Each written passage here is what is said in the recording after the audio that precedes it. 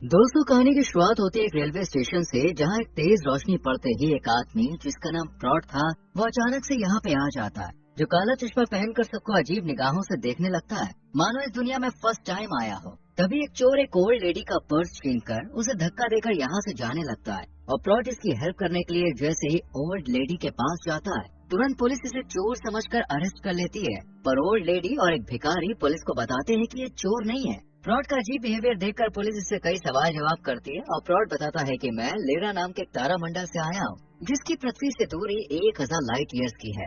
ये सुनकर पुलिस हैरान रह जाती है, और जब प्रॉट को चश्मा उतारने को कहती है तो प्रॉट ऐसा करने से मना कर देता है, क्योंकि उसकी आंखें पृथ्वी की तेज रोशनी बर्दाश्त नहीं कर सकती थी। प्रॉट के जवाब पुलिस को काफी अजीब लगते हैं, इसलिए ये उसे अरेस्ट करके पुलिस स्टेशन ले आती है। और जब इन्वेस्टिगेशन की जाती है तो प्रॉट अपने प्लेनेट का नाम पैक्स बताता है। पुलिस प्रॉट को मानसिक रोगी समझकर मैनहट्टन के साइकेट्रिस्ट इंस्टीट्यूट में भेज देती है, जहां मार्क पॉवेल नाम का एक साइकेट्रिस्ट इस केस को हैंडल करता है। और मार्क का जूनियर प्रॉट के दिमाग के टेस्ट वगैरह करने के बाद बताता है कि इसके दिमाग में कोई कमी नहीं है। हमने इसे हैवी डोजेस भी दिए, पर अफसोस उनका भी प्रॉट पर कोई असर नहीं हुआ है। इस मिस्टीरियस केस को देखकर अब मार्क खुद प्रॉट से मिलता है, और प्रॉट इसे कहता है कि मैं लाइट की मदद से केपेक्स प्लेनेट से पृथ्वी पर आया हूँ, और पहले भी एक दफा आ चुका हूँ। साथ ही ये अपने एलियन होने की बात भी रिवील करता है। इस पर मार्क पूछता है कि अगर तुम सच में एलियन हो तो फिर हम इंसान जैसे क्यों नजर आ रहे हैं। प्रॉट जवाब देता है, मैं पृथ्वी पर हूँ इसलिए ह्यूमंस जैसा दिख रहा हूँ, जबकि केपेक्स प्लेनेट पर एलियन ही नजर आता है।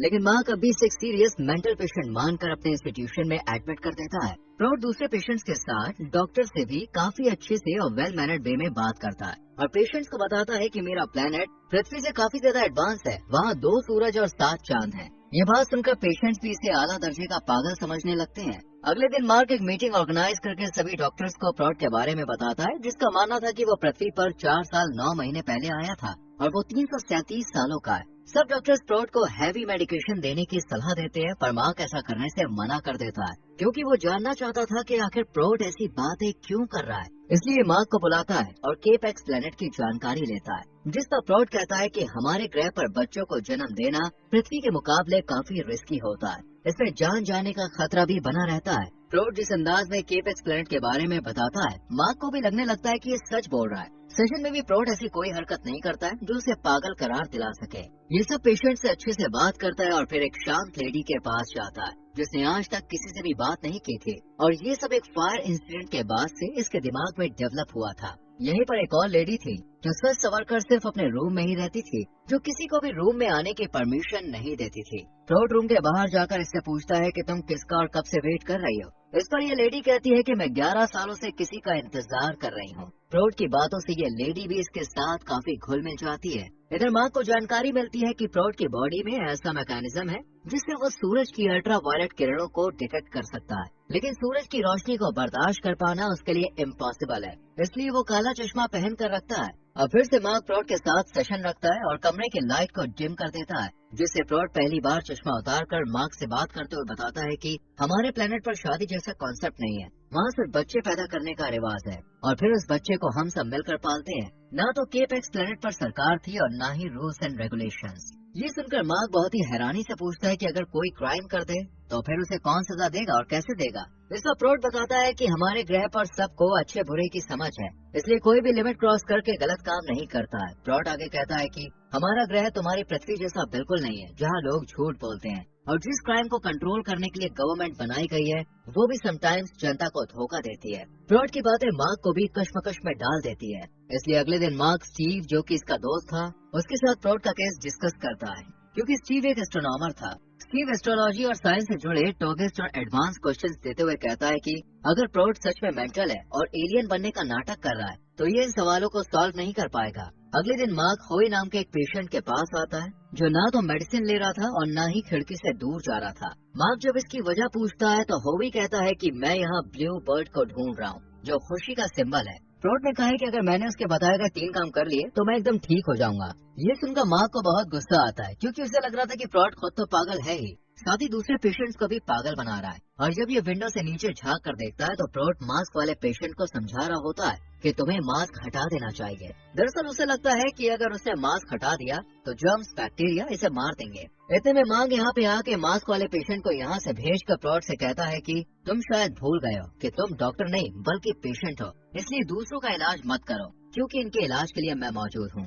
ये सुनकर प्रोट कहता है कि अगर वाकई में तुम एक काबिल डॉक्टर हो तो आज तक कोई भी मरीज सही क्यों नहीं हुआ। प्रोट की बात का माँ के पास कोई जवाब नहीं होता और ये प्रोट की एलियन वाली गलतफहमी दूर करने के लिए उससे स्टीव के दिए गए सवाल पूछने लगता है। प्रोट इन सभी सवालों का जवाब बहुत ही शानदार तरीके से देता है और जब माँ के जवाब स्टीव को बताता है तो वो भी दंग रह जाता है क्योंकि ये एकदम सही थे। स्टीव हैरानी से माँ को बताता है कि इन सवालों के जवाब इस दुनिया में सिर्फ 3 से 4 ही लोग दे सकते हैं। हमें प्रोट जैसे ब्रिलियंट इंसान के साथ एक मीटिंग रखनी चाहिए ताकि हम कुछ अहम जानकारी जान सके। स्टीव की बात से माँ को भी यकीन हो जाता है कि प्रोट में कुछ तो खास बात है जो उसे इंसानों से अलग बनाती है। इसलिए कुछ साइकेट्रिस्ट प्रोट के साथ एक मीटिंग रखते हैं और जब प्रोट से लाइट ट्रेवल के बारे में पूछते हैं जिस पर प्रोट कहता है कि तुम इंसान अभी इतने एडवांस नहीं बने कि तुम लाइट ट्रेवल को समझ सको।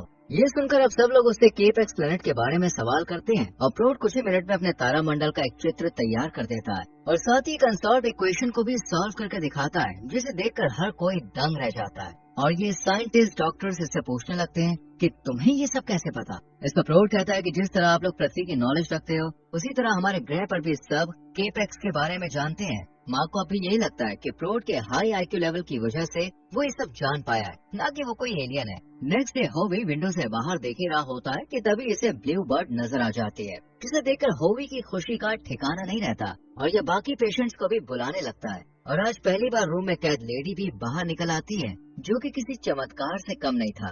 माँ को भी अपनी आंखों पे यकीन नहीं होता पर सब पेशेंट्स को खुश देखकर इसे भी काफी अच्छा लगता है। रात में वही लेडी प्रोट के पास आती है जो कभी नहीं बोलती, लेकिन आज ये प्रोट से कहती है कि तुम ही वो ब्लू बर्ड थे ना। खैर अगले दिन एक पेशेंट प्रोट के पास आकर उससे कहता है कि तुम्हें छोड़कर बाकी सब लोगों से मुझे बदबू आती है, तो मुझे अपने प्लेनेट पर ले चलो। इस पर प्रोट कहता है कि तुम में से सिर्फ एक को मैं अपने साथ ले जाऊंगा। ये सुनकर सब प्रोट को देखकर उसके साथ जाने की तमन्ना जाहिर करते हैं। ये बात मार्क तक भी पहुंच जाती है और वो प्रोट को समझाता है कि तुम्हारी इन झूठी तसल्लियों से मरीजों की तबीयत और बिगड़ सकती है। इस पर प्रोट कहता है कि मैंने कोई झूठ नहीं बोला, मैं तो सच में किसी एक को साथ लेकर जाऊंगा, वो भी 27 जुलाई को 5:51 पर। प्रोट की बातें मार्क को और ज्यादा कंफ्यूज कर देती है और प्रोट को समझाने के लिए ये इसे अपने घर पर बुलाता है। प्रोट मार्क की फैमिली से काफी अच्छे से मिलता है और मार्क का डॉग तो कुछ ही पलों में प्रोट का दोस्त बन जाता है। जबकि इस डॉग की खूबी थी कि वो किसी स्ट्रेंजर के साथ ज्यादा क्लोज नहीं होता था। प्रोट मार्क के बच्चों से कहता है कि ये डॉग तुमसे बहुत नाराज है क्योंकि तुमने इसका फेवरेट शूज कहीं छुपा कर रखा है। दरअसल इस डॉग को एक शू बहुत अच्छा लगता था, लेकिन माँ के शरारती बच्चे उसे छुपा कर रखते थे, इसलिए बच्चे सच सुनकर हैरान रह जाते हैं और हमें समझ आता है कि प्रोट एनिमल्स की भाषा भी जानता है। इसके बाद प्रोट माँ की बेटी को झूला झुलाने लगता है पर तभी कोई पानी चालू कर देता है। पानी को देखकर प्रोट बहुत ज्यादा डर जाता है और बच्ची के ला कहने के बाद भी उसे नहीं छोड़ता। बच्ची को देखकर ये सब लोग यहाँ पे आ जाते हैं और जब पानी बंद करते हैं तो प्रोट थोड़ा नॉर्मल होता है। पर प्रोट के इस बिहेवियर से मार्क की वाइफ मार्क पर बहुत गुस्सा करती है। मार्क अपनी कोलीग से भी प्रोट के पानी के डर को डिस्कस करते हुए कहता है कि हो सकता है कि प्रोट के अतीत से कुछ ऐसी यादें पानी से जुड़ी हों जिनकी वजह से प्रोट आज तक पानी को देखकर नॉर्मल नहीं हो पाया है। मार्क आगे बताता है कि प्रोट 27 जुलाई को जाने वाला है, जिसका मतलब है कि वो उस दिन अपने आप को या फिर किसी और को नुकसान पहुंचा सकता है। प्रोट के जाने से पहले मार्क हिप्नोटाइज की मदद से उसके पास के बारे में जानने का फैसला करता है, पर अफसोस प्रोट पूरे इंस्टीट्यूट में कहीं भी नहीं होता और पेशेंट्स बताते हैं कि वो कुछ खास इन्फो इकट्ठा करने के लिए ग्रीनलैंड और आइसलैंड गया है। मार्क को पेशेंट्स की बात पर यकीन नहीं होता और ये जगह जगह प्रोट को ढूंढने लगता है पर कोई फायदा नहीं होता है और ठीक 3 दिन बाद प्रोट एक पेड़ पर बैठा हुआ नजर आता है। मार्क के पूछने पर प्रोट बताता है कि मैं लाइट ट्रेवल करके ग्रीनलैंड और आइसलैंड गया था ताकि वहाँ की इन्फॉर्मेशन इकट्ठा करके अपने प्लेनेट पर उसे सबमिट करा सकूं। अगले दिन मार्क प्रोट को हिप्नोटाइज करता है और प्रोट पास्ट में झांकते हुए अपने एक दोस्त का जिक्र करता है और बताता है कि उसकी कुछ समय पहले ही शादी हुई थी और फिर उसकी बेटी हुई, लेकिन 4 साल पहले 27 जुलाई को कुछ ऐसा हुआ जिसके चलते उसके दोस्त ने अपनी जान देने की कोशिश की और उसे बचाने के लिए प्रोट धरती पर आया था। इतना बताने के बाद प्रोट होश में आ जाता है। अगले दिन मास्क वाला पेशेंट अपने मौत के डर को दूर कर मास्क उतार देता है और मार्क इसे ठीक देखकर बहुत शॉक्ड होता है। इसके बाद मार्क फिर से प्रोट को हिप्नोटाइज कर दोस्त के बारे में जानने की कोशिश करता है और उसे पता चलता है कि प्रोट के फ्रेंड ने पानी में डूबकर खुद को मारने की कोशिश की थी। इसके आगे प्रोट कुछ नहीं बताता और मार्क के जिद करने पर इस पर अटैक कर देता है और प्रोट को गार्ड्स आकर तुरंत यहाँ से ले जाते हैं। इसके बाद मार्क प्रोट के दोस्त के बारे में जैसे तैसे करके इन्फॉर्मेशन निकालता है और प्रोट की पॉकेट से गिरी पेंसिल पर लिखे गए वर्ड को फॉलो करते हुए उस लोकेशन पर आ जाता है जहां उसका दोस्त रहता था। पूछताछ करने पर पता चलता है कि दोस्त का नाम रॉबर्ट था। आगे की जानकारी हासिल करने के लिए मार्क यहाँ के पुलिस स्टेशन जाकर रॉबर्ट की डिटेल्स निकलवाता है और जानकारी मिलती है कि रॉबर्ट की वाइफ और बेटी को किसी ने मार दिया था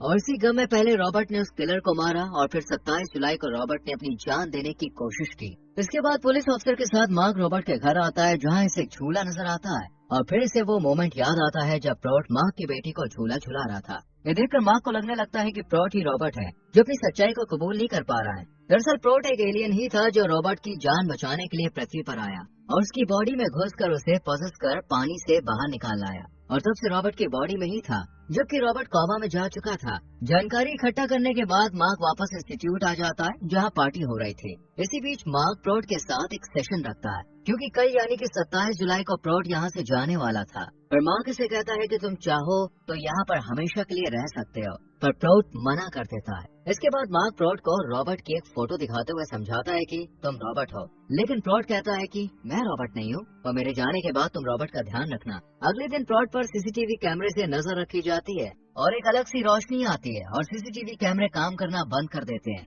ये देखकर मार्क प्रोट के रूम में भागा हुआ आता है और देखता है कि प्रोट या कहे तो रॉबर्ट की बॉडी जमीन पर पड़ी हुई है जो कोमा में है। पेशेंट्स उस लेडी के रूम में जब जाकर देखते हैं जो बोलती नहीं थी तो वो वहाँ नहीं होती है, यानी कि प्रोट उसे अपने साथ केपेक्स प्लेनेट पर ले गया था।